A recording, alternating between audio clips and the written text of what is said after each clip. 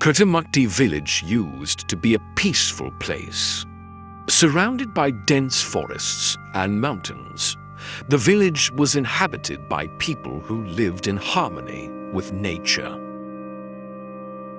However, everything changed when a mysterious plague appeared without warning. Within a month, half of the villagers had died. Initially, the plague only affected a few elderly people. The symptoms looked like the common flu: high fever, cough, and fatigue. However, within 3 days, sufferers would lose consciousness and breathe their last with a blue face. The residents called it the blue disease.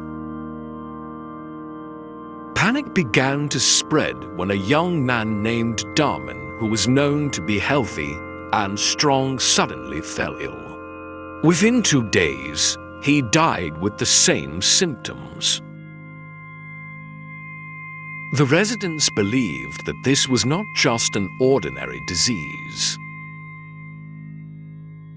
They began to connect this incident to an old legend about a forest spirit who was angry at being forgotten. Amidst the fear and despair, a mysterious healer came to the village. He wore a long black robe with a face covering made of thick cloth. He introduced himself as Tababiyoti. Without wasting time, he began examining the sufferers. Tababiyoti brought various strange potions, and he used a treatment method that the villagers had never seen before. He burned certain leaves that gave off white smoke, then told the villagers to inhale it. "This is no ordinary disease," Tababiyoti said in a deep voice. "There are supernatural powers at play here. I will do my best, but you must also follow the cleansing ritual." The ritual involved sacrificing a black goat in the Forbidden Forest, a place that the villagers had long avoided because it was considered haunted. Some villagers began to doubt Tababiyoti. However, they had no choice but to follow his advice. On the night of the ritual, Tababiyoti took several village youths to the Forbidden Forest. They found a hidden cave filled with human bones. On the walls of the cave, there were strange symbols carved, resembling ancient writing. One of the youths, Sura, recognized the symbols from an old book he had read. "These are the writings of the ancestors," Sura whispered. "This cave is probably an ancient place of worship." Tababiyoti nodded. "This plague originated from here. There is a dark power awakening because of something your ancestors did." The young men shuddered in horror. They immediately performed the cleansing ritual as instructed by Tababiyoti.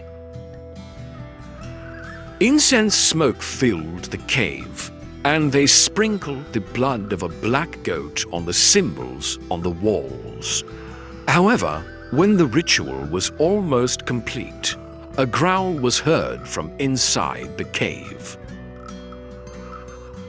A terrifying creature emerged from the darkness. Its body was large with black scaly skin, and its eyes emitted a red light. The creature roared, making the ground around the cave tremble. The young men ran in fear, but Tababiyoti remained where he was.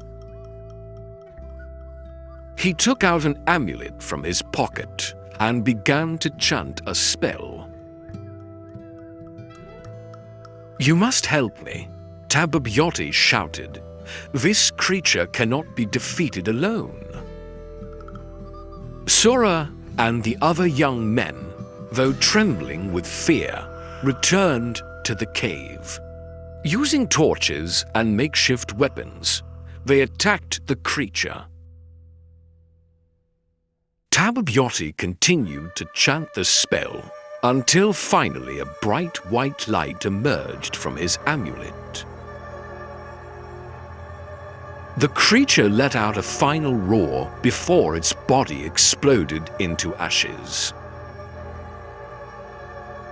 After the creature was destroyed, the plague in the village slowly disappeared. However, not everything returned to normal.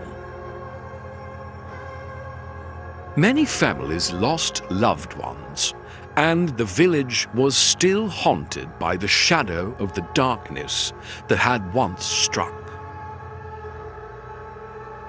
Tabbyoti simply disappeared after that incident. No one knew where he came from or where he went. However, at the cave door, Sura finds a piece of cloth with the words, "Don't forget the past, or it will haunt the future."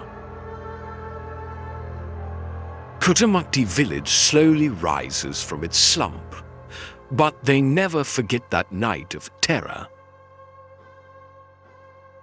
The Forbidden Cave is closed forever, and the villagers live with the knowledge that there are forces in this world that should not be underestimated.